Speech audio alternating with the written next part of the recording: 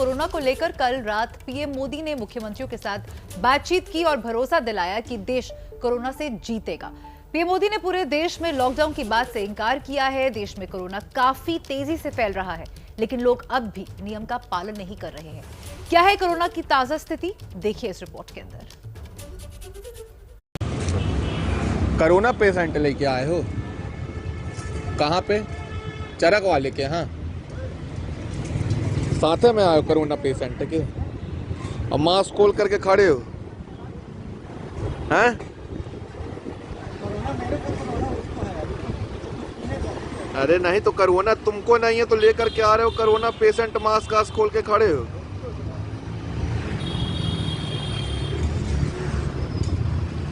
कहाँ नगर पालिका के एम्प्लॉय हो हैं?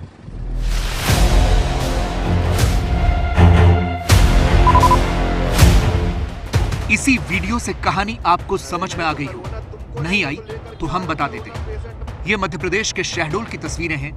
एक एम्बुलेंस है जिसमें कोरोना का एक पेशेंट है।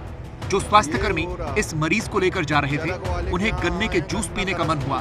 बस फिर क्या था, एम्बुलेंस सड़क के किनारे गन्ने के ठेले पर रोकी, पीपी किट पहनकर ही गन्ने का जूस पीने लगे। तभी किसी जागरूक नागरिक ने ये वीडियो बना दिया। कोरोना पेशेंट लेके आए हो? कहाँ पे? चरक वाले के यहाँ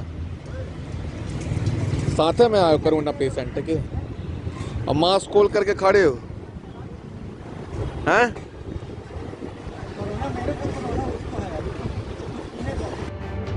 ऐसी ही लापरवाहियों की वजह से देश भर में कोरोना फैल रहा है। आज तो कोरोना ने सारे रिकॉर्ड तोड़ दिए। देश में पहली बार पिछले 24 घंटे में 1,26,789 नए मामले सामने आए। यानी देश में हर घंटे 5,283 और हर मिनट 88 कोरोना संक्रमण के केस आ रहे हैं। बीते दिन देश में कोरोना से 685 लोगों की मौत भी हुई।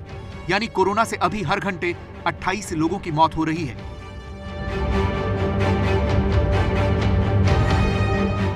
हैरानी की बात यह है कि देश में पॉजिटिव होने की रफ्तार बहुत तेजी से बढ़ रही है। इस साल मार्च की शुरुआत में एक हफ्ते में पॉजिटिविटी रेट 2.19% था, जो अब करीब 4 गुना बढ़कर 8.4% हो गया है। एक्टिव केस भी बहुत तेजी से बढ़ रहे हैं। इस वक्त भारत में कुल एक्टिव केस 9,10,319 है, जिनमें से 74% केस सिर्फ 5 राज्यों में है। महाराष्ट्र में सबसे ज्यादा एक्टिव केस है। छत्तीसगढ़ में करीब 6.5%, कर्नाटक में 5.4%, उत्तर प्रदेश में करीब 3.5% और केरल में भी 3.5% एक्टिव केस है।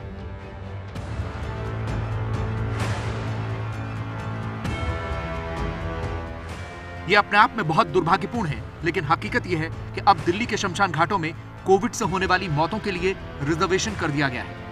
कोरोना के शवों के दाह संस्कार के लिए चिताएं रिजर्व कर दी गई हैं। निगमबोध घाट में 20 प्लेटफॉर्म कोविड शवों के लिए रिजर्व है। पूर्वी दिल्ली नगर निगम में भी 3 शमशान घाटों में कुल 35 चिताएं कोविड शवों के लिए रिजर्व कर दी गई हैं। लखनऊ में भी संक्रमण के साथ साथ मौत का आंकड़ा लगातार बढ़ रहा है। हालात ये हैं कि लखनऊ के शमशान घाट में अंतिम संस्कार के लिए 8 से 12 घंटे तक का इंतजार करना पड़ रहा है। शवों की संख्या ज्यादा होने की वजह से मृतकों के परिजनों को घंटों इंतजार करना पड़ रहा है। जो घाट हैं जहां कोविड प्रोटोकॉल के तहत कोरोना मरीजों का अंतिम संस्कार हो रहा है, जिनकी मौत हो गई है, वो भैंसाकुंड घाट पर वेटिंग के हालात हैं। स्थिति ये है कि यहाँ 2 ऐसी मशीनें हैं जो कोविड प्रोटोकॉल के तहत शवों का अंतिम संस्कार करती हैं, लेकिन उनमें से एक मशीन खराब है, जिसके चलते लोगों को वेटिंग का सामना करना पड़ रहा है। जिनकी मृत्यु कोविड से हो रही है, उनके परिजनों को टोकन दिया जाता। ये अभी 1 घंटा हो रहा है। 1 घंटा हो गया। टोकन मिला है? हाँ, टोकन मिला। 16 नंबर है। 16 नंबर है। क्या कहना, कब नंबर आएगा? अरे रात तक आएगा। रात का कोई वक्त है? कितने बजे रात का? अब टाइम तो देख ही रहे, अभी तो बता ही रहे 1-1.5 घंटा एक बॉडी में लग रहा है। कोरोना के केसेस बढ़ने के साथ ही शहरों में अब कोरोना का टेस्ट कराने की भी बड़ी किल्लत हो गई है। ये पटना की तस्वीरें हैं, जहां लोग कोरोना का टेस्ट करवाने आए हैं, लेकिन टेस्ट हो ही नहीं रहा, और अगर हो भी रहा है तो घंटों की देरी के साथ। बहुत सीरियस कंडीशन में है, बोला है कोविड टेस्ट करवाने के लिए, उसके बाद डॉक्टर चेक करेगा। और यहाँ हम लोग 9:30 से खड़े हैं, अभी तक कुछ नहीं हो रहा है। यहाँ टीएमटी कराना है, डॉक्टर सब ने मांग दिया है कि जाके पहले मतलब कि आप कोरोना का टेस्ट करा के आइए। आप बताइए 2.5 घंटे से हम खड़े हैं और अभी हमको नहीं समझ पा रहे हैं कि हम और 3 घंटा में पहुंच पाएंगे या नहीं पहुंच पाएंगे। अस्पताल प्रशासन एकदम निकम्मा, यहाँ का अधीक्षक को कोई मतलब ही नहीं है।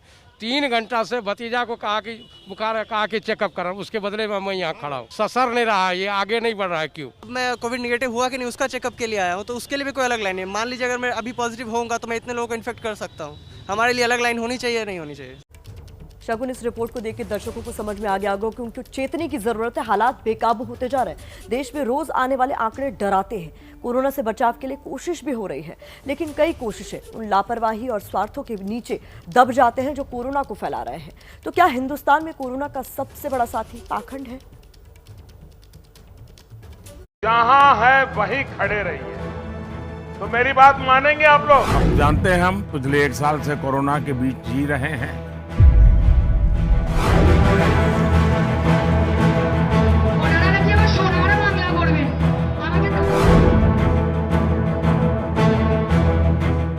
चुनाव जिस तरीके से देख रहे हैं आप, और प्रोटोकॉल फॉलो होना चाहिए। अजित पवार जी ने 15 दिन पहले पंढरपुर में ही की थी और आज अजित पवार फिर से रिपीट कर रहे हैं। इसका अर्थ अजित पवार इस मानसिकता में, अरे जाओ जो करना है करो। इस मासूमियत पे कौन नहीं मर जाएगा। कितना आसान है कोरोना से बचाव के लिए उपदेश दे देना और कितना मुश्किल है इस उपदेश को अपने ऊपर लागू करना। लेकिन इन तस्वीरों के बारे में क्या कहिएगा साहब? चुनाव में वोट के लिए बड़ी बड़ी रैलियों और रोड शो से कोरोना नहीं फैलता क्या? जनता को लुभाने के लिए मास्क हटाकर हंसते मुस्कुराते राजनीतिक चेहरे से कोरोना नहीं फैलता क्या? कुंभ में हजारों हजार लोगों की सामूहिक डुबकी से कोरोना नहीं फैलता क्या? तो कहीं रैलियों का कुंभ है, कहीं नेताओं का कुंभ है, कहीं बाजार का कुंभ है, कहीं आस्था का कुंभ है। पीएम मोदी का लॉकडाउन पर क्या कहना है, आपको सुनना चाहिए।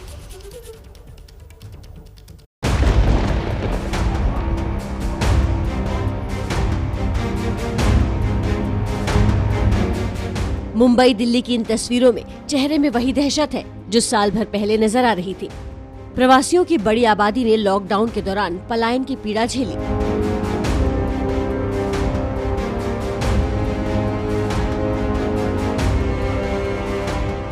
कोरोना ने तादाद के मामले में पिछले साल को भी पिछाड़ दिया, तो मन में लॉकडाउन की आशंका लिए लोग बड़े शहरों से एक बार फिर घर की तरफ निकल पड़े। लेकिन मन की इन्हीं आशंकाओं को शांत किया है प्रधानमंत्री मोदी ने। उस समय हमारे लिए बचने का एकमात्र साधन बचा था लॉकडाउन, ताकि हम व्यवस्थाओं को एकदम से जितना तेजी से बढ़ा सके और वो हमारी स्ट्रेटेजी काम आई। लेकिन आज जो स्थिति, आज जब हमारे पास सब संसाधन है, तो हमारा बल माइक्रो कंटेनमेंट जोन पर होना चाहिए।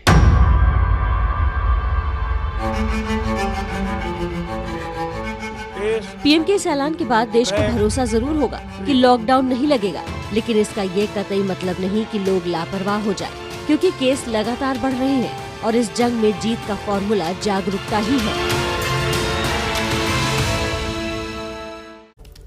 तो पीएम मोदी का स्टैंड आपने देखा, लॉकडाउन के ऊपर क्या है। देखिए, कोरोना के खिलाफ जंग और जागरूकता की मुहिम में केंद्र और राज्य सरकार मिलकर काम कर रही है।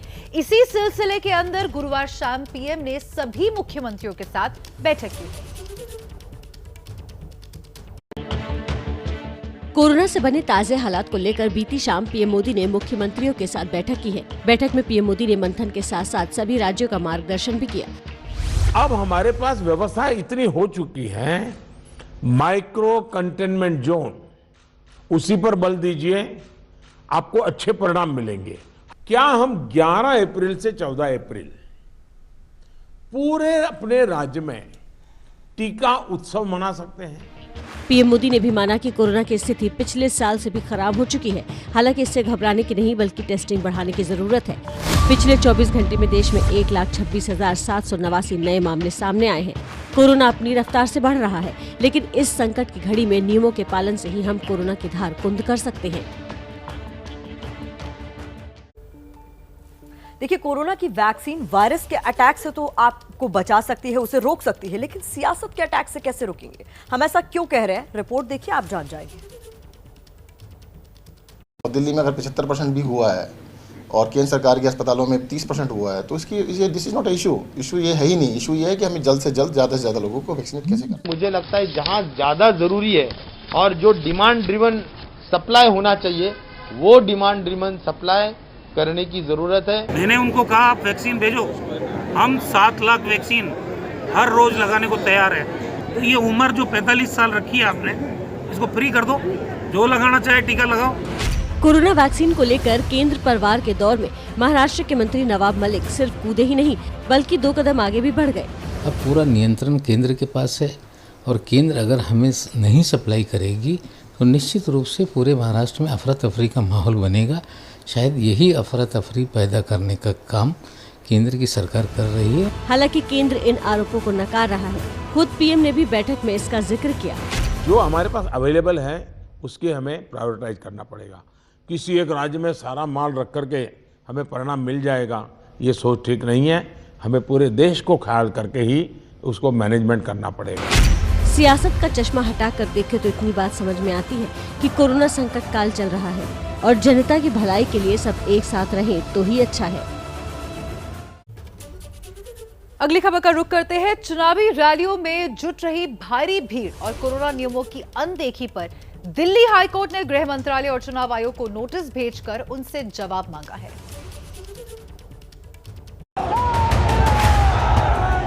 एक्चुअल में रैली ही नहीं होना चाहिए, सोशल डिस्टेंसिंग का कवारा हो रहा है।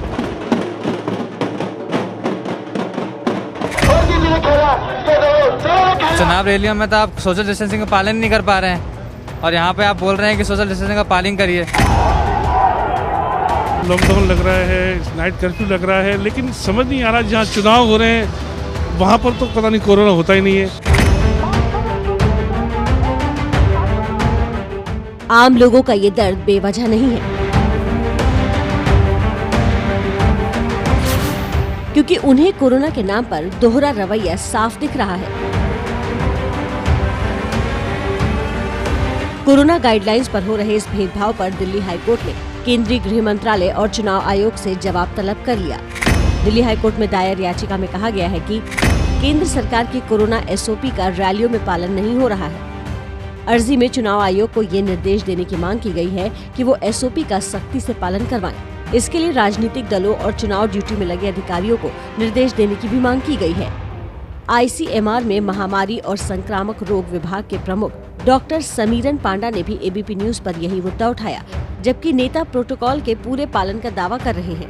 पॉलिटिकल रीजंस हो, मान लीजिए इलेक्शन कैंपेन और social events, marriage ceremony etcetera, तो उसी समय हम मास्क का इस्तेमाल नहीं कर रहे हैं और सावधानी जो बरतना चाहिए, हमें ऐसा लगा कि अच्छा ये खत्म हो गए हैं। जिस तरीके से कोरोना का प्रकोप चल रहा है, हाईकोर्ट ने एक याचिका का संज्ञान लिया है कि चुनावी कार्यक्रमों में कोरोना एसओपी का पालन नहीं हो रहा है। एक राजनीतिक दल के अध्यक्ष के तौर पर आप क्या कहेंगे? हाईकोर्ट हम ज्यादा से ज्यादा फॉलो कराने की कोशिश करते हैं। गृह मंत्रालय और चुनाव आयोग को 30 अप्रैल तक कोर्ट के नोटिस का जवाब देना है। और इस वक्त एक बड़ी खबर आ रही है मुंबई से। देखिए, मुंबई के लाख वाले वार से पहली ये बड़ी खबर मुंबई से आ रही है। मुंबई में वैक्सीन की कमी के चलते 71 में से 25 प्राइवेट वैक्सीनेशन सेंटर बंद करने पड़े हैं। कमी की वजह से 120 में से 51 सेंटर में वैक्सीनेशन कार्यक्रम रद्द होने की खबर है, जिसमें कुछ सरकारी सेंटर भी शामिल है। मुंबई सबसे ज्यादा प्रभावित शहर है, सबसे ज्यादा कोरोना के केस मुंबई से ही आ रहे हैं। वहां पर वैक्सीन की किल्लत हो गई है। मुंबई में सिर्फ 40 से 50 हजार वैक्सीन की डोज बची हुई है। आज देर शाम तक मुंबई के 1,86,000 नई डोज पहुंच सकती है मुंबई के अंदर। ये बड़ी खबर मुंबई से आ रही है। जहां पर वैक्सीन की किल्लत हो गई है। मुंबई में सिर्फ 40 से 50 हजार वैक्सीन की डोज ही इस वक्त बची है। आज देर शाम तक मुंबई में 1,86,000 नई डोज पहुंच सकती है।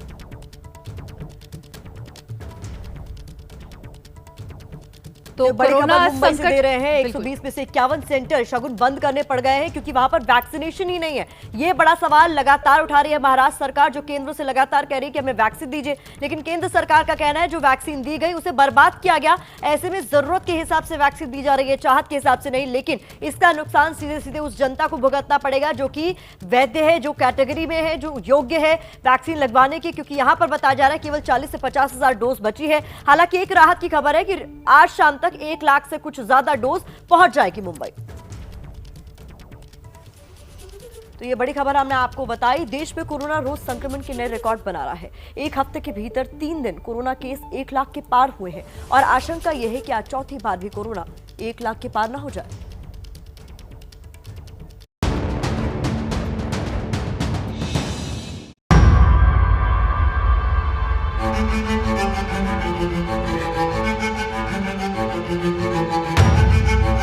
कारण, निवारण, आपसी लड़ाई और दूसरी लहर की नौबत क्यों आई? देश में कोरोना के फैलते संक्रमण को अगर समझना है तो सिर्फ इन 4 तस्वीरों से समझ लीजिए, क्योंकि यही वर्तमान में संक्रमण को खुद में समेटे बड़े सच हैं। और सियासी सच तो ये भी है कि जिस महामारी से जंग मिलकर लड़नी थी, अब ठीक उसके उलट हो रहा है। 1 साल पहले सरकारों ने जो एकजुटता दिखाई थी, वो साल भर का चक्र पूरा करके भेदभाव, तकरार और मनमुटाव जैसे मुद्दों पर आकर टिक गई है, जिस पर आज पीएम मोदी को स्थिति स्पष्ट करनी पड़ी। अगले एक से 2 दिन तक का स्टॉक है, वो बहुत ही मिनिमम है। हमारा जो है ये ट्राइबल और बैकवर्ड कमजोर वर्ग का राज है, लेकिन हमारे साथ सौतेला व्यवहार किया गया है। हमारे पास फिलहाल सिर्फ 5.34 लाख है। हमारा पर डे हम टीकाकरण करते हैं 2.5। इसी हिसाब से अगला 2 दिन ये चलेगा। हमने केंद्र मंत्री को चिट्ठी लिखा है कि हमको 10 दिन का मिनिमम 25 लाख वैक्सीन भेज दीजिए, क्योंकि हम टीकाकरण अच्छे से कर सकेंगे। हमारे जो केंद्रीय चिकित्सा मंत्री है, उन्होंने परसों वीडियो कॉन्फ्रेंस की थी 11 राज्यों के चिकित्सा मंत्रियों के साथ।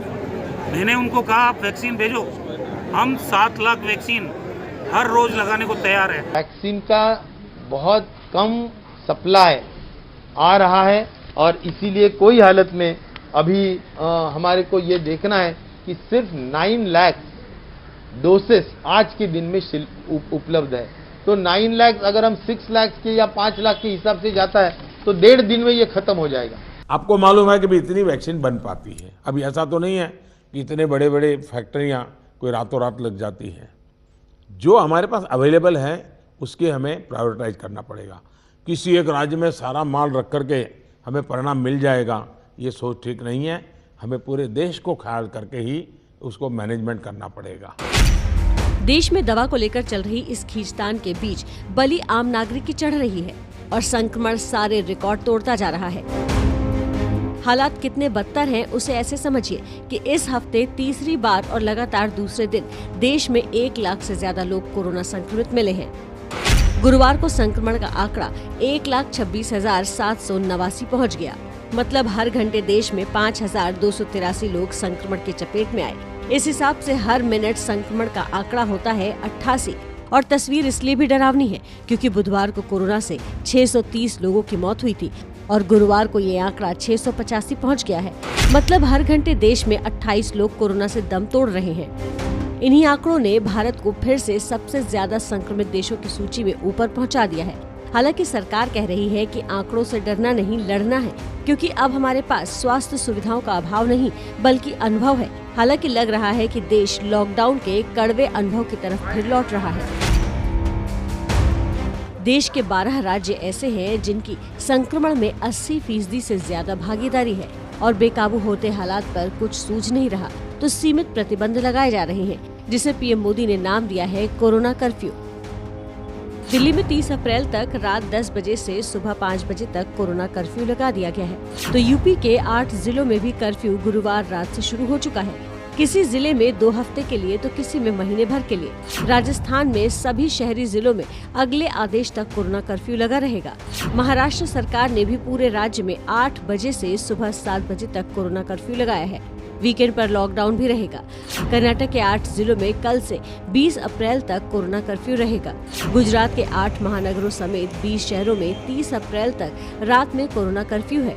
छत्तीसगढ़, एमपी, जम्मू कश्मीर और ओडिशा में भी लोगों को सख्ती से कोरोना कर्फ्यू का पालन करना होगा। वैसे तो कोरोना पूरे देश में है, लेकिन संक्रमण की रफ्तार सबसे तेज 12 राज्यों में है। ऐसे में अपनी सुरक्षा स्वयं ही करनी होगी। लोगों ने अगर अब लापरवाही नहीं छोड़ी तो कोरोना के खिलाफ जो जंग छिड़ी है उसमें हिंदुस्तान की जीत बेहद मुश्किल हो जाएगी। तो अभी आपने देखा कैसे वैक्सीन की कमी का मुद्दा राज्य सरकारें लगातार उठा रही है, लेकिन केंद्र सरकार का कहना है कि वैक्सीन की कमी ही नहीं है। इसी बीच हमने अभी आपको बताया कि मुंबई में कई वैक्सीनेशन सेंटर के बाहर ताले लटक गए हैं। इस खबर पर ज्यादा अपडेट लेकर एबीपी न्यूज संवाददाता अजय डुबे हैं। मुंबई में अंधेरी इलाके का ये होली स्पिरिट हॉस्पिटल, और यहाँ पर कल से वैक्सीनेशन का प्रोसेस रुका हुआ है। रोका इसलिए हुआ है क्योंकि जो वैक्सीन है उसका स्टॉक खत्म हो गया है। तो जब सुरक्षा कर्मियों को देख रहे हैं, जो भी व्यक्ति यहाँ पर वैक्सीन लगवाने के लिए आ रहा है उसे सूचित कर रहे हैं कि वैक्सीनेशन की प्रक्रिया रुकी हुई है। मुंबई के कई सारे अस्पताल ऐसे हैं जहाँ पर भी वैक्सीनेशन का प्रोसेस रोक दिया गया है क्योंकि वैक्सीन का जो स्टॉक है वो कम हो गया है, वैक्सीन का स्टॉक खत्म हो गया है और इसके चलते इस वैक्सीनेशन की प्रक्रिया को रोक दिया गया है। जिस तरीके से कोरोना के आंकड़े लगातार बढ़ रहे हैं, उम्मीद लोगों को केवल वैक्सीन से है। अब क्योंकि वैक्सीन की प्रक्रिया मुंबई में धीमी पड़ती दिखाई दे रही है, तो वैक्सीनेशन का जो प्रोसेस है लापरवाही के चलते तमाम वैक्सीन खराब भी हो जा रही है और अब तो स्थिति ये है कि वैक्सीन पहुंच ही नहीं रही है प्राइवेट अस्पतालों में। कैमरा पर्सन योगेंद्र गुप्ता के संग अजय दुबे, एबीपी न्यूज, मुंबई। बंगाल में चुनावी बाजार गर्म है। चुनाव से पहले कयासों का बाजार गर्म था कि सौरव गांगुली बीजेपी में जाएंगे, लेकिन अब तक सौरव ने राजनीति से दूरी बनाकर रखी हुई है। बंगाल की राजनीति पर बीसीसीआई अध्यक्ष से बात की हमारे संवाददाता कुंतल चक्रवर्ती ने। चुनावी थर्मोमीटर 106 डिग्री छू लिया है, लेकिन इसी बीच आईपीएल भी शुरू हो रहा है और हमारे साथ है Sourav Ganguly. School of thought है उनमें कि पहले उन्होंने ये सोचा था कि सौरव गांगुली जब बीसीसीआई के अध्यक्ष बन रहे थे शायद वो बीजेपी में शामिल होंगे या पॉलिटिक्स में शामिल होंगे। अब वो ये सोच रहे, बहुत सारे लोग 80-90% मैं जो बात करता हूँ यही कहते हैं कि अब वो शामिल नहीं हुए तो कितने दिन बीसीसीआई अध्यक्ष के रूप में रहेंगे या फिर ऐसा कुछ, तो क्या कहेंगे? अध्यक्ष के साथ पॉलिटिक्स का क्या रिलेशन?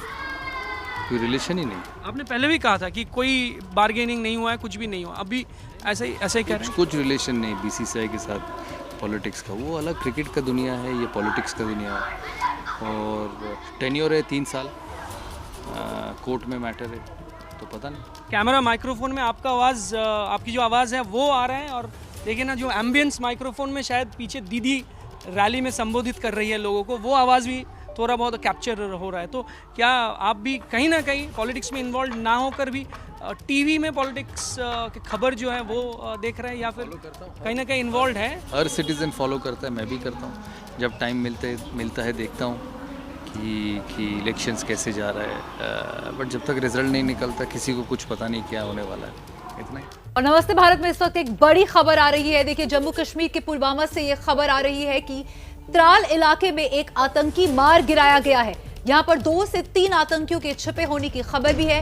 वहीं कश्मीर के ही शोपिया में भी सेना और सीआरपीएफ का साझा ऑपरेशन इस वक्त चल रहा है, जिसमें अब तक 3 आतंकियों को ढेर कर दिया गया है, जबकि 2 आतंकियों के अभी भी मस्जिद के अंदर छिपे होने की खबर है।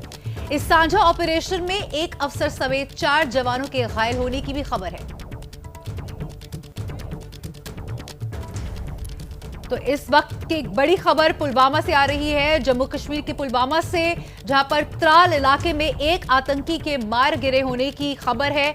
यहां पर 2 से 3 आतंकियों के छिपे होने की खबर है। और इस वक्त हमारे साथ हमारे संवाददाता आसिफ कुरैशी जुड़ गए हैं। आसिफ, क्या अपडेट आ रहा है इस वक्त?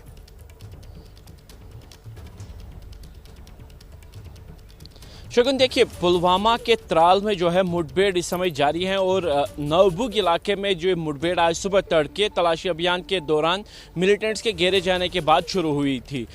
इसमें अभी तक एक मिलिटेंट को तो मार गिराया गया है, जबकि अभी भी आशंका ये है कि 1 से 2 मिलिटेंट अभी भी इस घर में मौजूद हैं जहां पे ये ऑपरेशन चल रहा है। बता दूं कि दक्षिण कश्मीर के ही शोपिया में जो दूसरी मुठभेड़ चल रही है वहां पे अब से थोड़ी देर पहले ये खबर आई है कि दोबारा फायरिंग शुरू हो गई है, क्योंकि अभी भी दो मिलिटेंट एक मस्जिद में पनाह लिए हुए हैं। उनके सरेंडर करने की अपील के बाद, ठुकराए जाने के बाद अब मुठभेड़ शुरू हो गई है और दोनों ओर से गोलीबारी शुरू हो गई है। पुलिस का कहना है कि रात भर उन्होंने काफ़ी कोशिश की कि मस्जिद को नुकसान ना पहुंचे और मिलिटेंट सरेंडर करे। बता दूं कि इस मुठभेड़ में अंसार गज़वतुल हिंद नामी संगठन के जो प्रमुख माने जाते हैं गाजी खालिद, वो फंसा हुआ है, जबकि उसके 3 साथी पहले ही मारे जा चुके हैं और एक और साथी के साथ वो इस मस्जिद में पनाह लिए हुए हैं और इस समय दोनों ओर से गोलीबारी चल रही है। बता दूं कि दोनों ही मुठभेड़ में इस समय मुठभेड़ चल रही है और गोलीबारी जारी है। जी शगुन, तो ये बड़ी खबर बता रहे हैं आसिफ कुरैशी। लगातार आप इस पूरी खबर पर नजर बनाए रखिए, आगे भी आपका रुख करेंगे। बताया जा रहा है जम्मू कश्मीर के 2 इलाकों में, यानी दक्षिण कश्मीर में ही शोपिया में और त्राल में एनकाउंटर लगातार अभी भी चल रहा है। हालांकि कुछ आतंकियों को ढेर किए जाने की खबर आ रही है, लेकिन इलाके में सर्च ऑपरेशन इसलिए जारी है क्योंकि जिन आतंकियों को कहा गया सरेंडर करने के लिए, उन्होंने सरेंडर नहीं किया। ऐसे में अभी भी वहां पर माहौल तनावपूर्ण है। जम्मू कश्मीर के शोपिया में कल से आतंकियों के खिलाफ सेना का ऑपरेशन जारी है।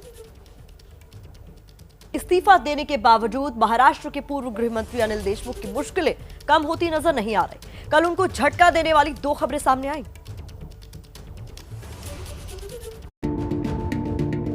एनआईए की हिरासत में रहकर भी सचिन वाजे एनकाउंटर कर रहा है। बस फर्क ये है कि इस बार बयानों के जरिए वो सियासतदानों पर निशाना साध रहा है। सीबीआई की पूछताछ में सचिन वाजे ने पूर्व गृह मंत्री अनिल देशमुख पर कई आरोप लगाए हैं। यही नहीं, पूर्व पुलिस कमिश्नर परमबीर सिंह ने भी सीबीआई के सामने देशमुख की मुश्किलें बढ़ाने वाला बयान दिया है।